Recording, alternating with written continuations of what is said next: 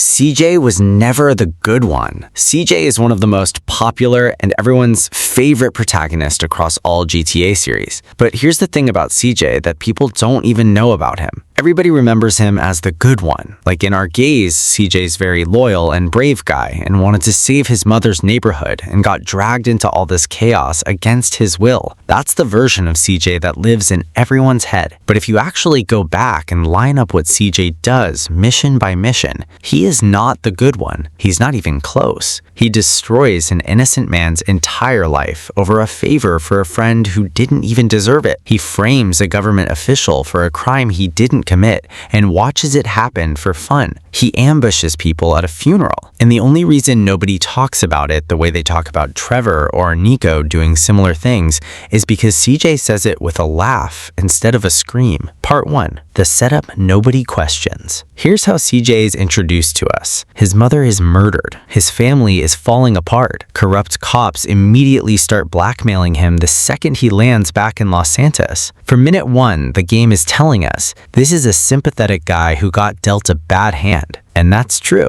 It is about hand. But sympathetic origin stories explain why someone might turn out the way they do. They don't excuse what that person actually goes on to do with their life. We don't extend that same courtesy to any other protagonist in this franchise. Trevor's backstory is horrific too, and nobody uses it to wave away what he does. Part 2. The Mad Dog situation.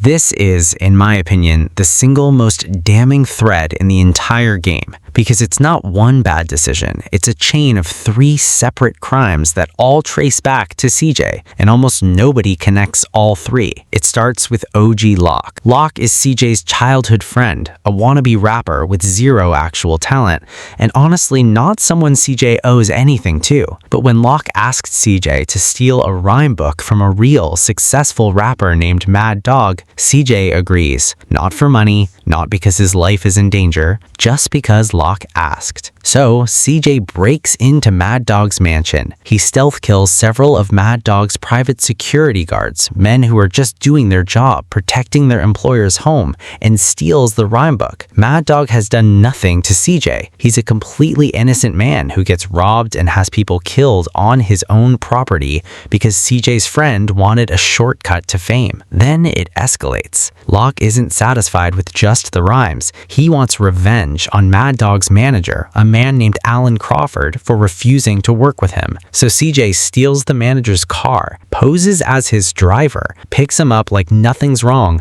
and drowns the vehicle in water with the manager still inside. And here's the detail that I think says everything about how far CJ is willing to go for basically nothing. There's a woman in that car too, likely the manager's girlfriend, someone with 0 connection to any of this, and CJ shows no hesitation about her being there. She dies too. She was never part of the plan. She was never part of anyone's grudge. She was just in the wrong car. Now here's where it gets worse. As a direct result of both crimes, Mad Dog's career collapses. In his own words, once we finally hear from him again, he says that his manager got killed and some asshole stole his rhyme book, and that's exactly what sent everything downhill. He loses his fame, spirals into a depressive drinking binge, and ends up drunk on the ledge of a casino rooftop in Las Venturas about to jump. CJ saves him. I want to be fair here. CJ does catch him, does get him to rehab and become his manager and help rebuild his career. That's a real redemption arc, and I'm not going to pretend it isn't. But here's the detail the game never makes CJ confront, and almost no video essay ever point out. CJ never tells Mad Dog that he was the one who caused all of this in the first place. He gets to play the hero who saves him without ever admitting he's the reason there was anything to save him from. Think about how we'd talk about this if Trevor did it. If Trevor broke into someone's house, had people killed, drowned a bystander in the process, and then saved the man he ruined without ever admitting fault. We would call that manipulative. We would call that someone managing their own image. When CJ does it, it's just a redemption arc. Part 3. Framing an innocent man. This next one is colder, and there's less room to argue CJ was forced into it. Officer Tenpenny, one of the corrupt cops CJ is blackmailing throughout the game, calls him up and asks him to deal with a district attorney who's been causing trouble for him and his partner. And CJ actually refuses at first, flat out. He tells Tenpenny straight up that the code of the streets is you don't snitch to cops, and he doesn't care if it gets him, Sweet, or anyone else killed. That's a real principle, and for a second it looks like CJ might actually have a line he won't cross. Then Tenpenny says one word: DA, and CJ's answer flips instantly. The second he learns the target is a district attorney, someone powerful, someone institutional, someone who isn't one of his own, his entire moral objection disappears. That's the detail that actually matters here. This isn't CJ being coerced through threats to his family. This is CJ deciding on his own that hurting a powerful stranger doesn't count the same way hurting a street-level snitch would. So here's what he actually does. He goes to the hotel, follows a valet into an underground parking lot, and kills him, an innocent worker whose only crime was wearing the uniform CJ needed just to steal his disguise. Then he waits for the DA's car, drives it to a garage, plants a large amount of marijuana in the trunk, drives it back without a single scratch, and calls the police tip line himself. Nobody told him to make that call. That part was CJ going the extra mile. And when the police show up and arrest the DA, CJ isn't rushing away out of guilt. He's just watching it happen, entertained. That's 2 innocent people gone in one mission,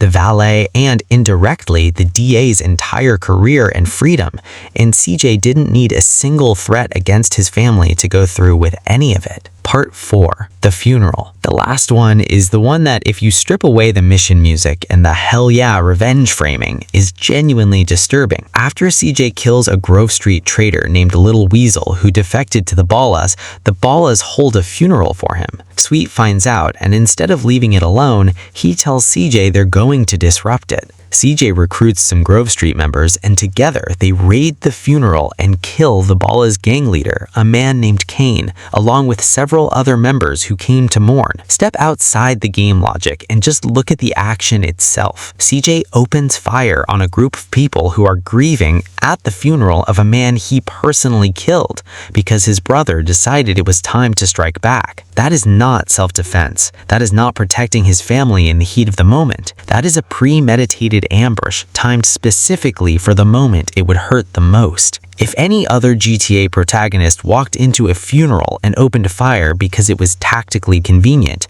that would be one of the most talked about, most condemned moments in the entire franchise. When CJ does it, it's just another mission on the way to getting his neighborhood back. So why does he get a pass? Here's the question I actually want to sit with, because I think the answer says more about us as players than it does about CJ as a character. CJ is funny and a loving relationship with his sister. CJ has friendships that feel genuinely warm. Rockstar wrote him to be likable on a level Trevor, for example, was deliberately never written to be. Trevor is meant to unsettle you.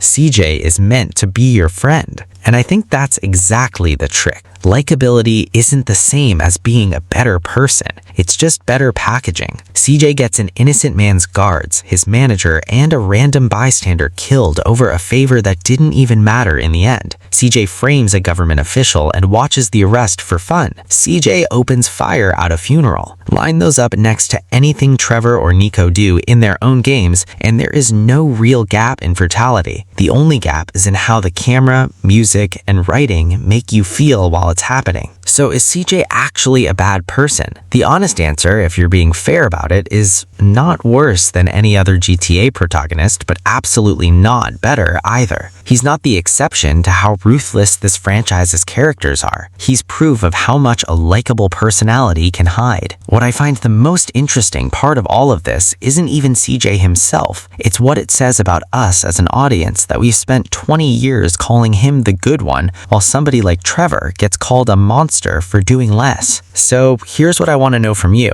Do you think CJ actually is different from the rest of them, or do you think we just like him too much to notice? Let me know in the comments. I actually want this argued out. And if you want to see me do the same breakdown on another protagonist people think they've got figured out, let me know who to cover next.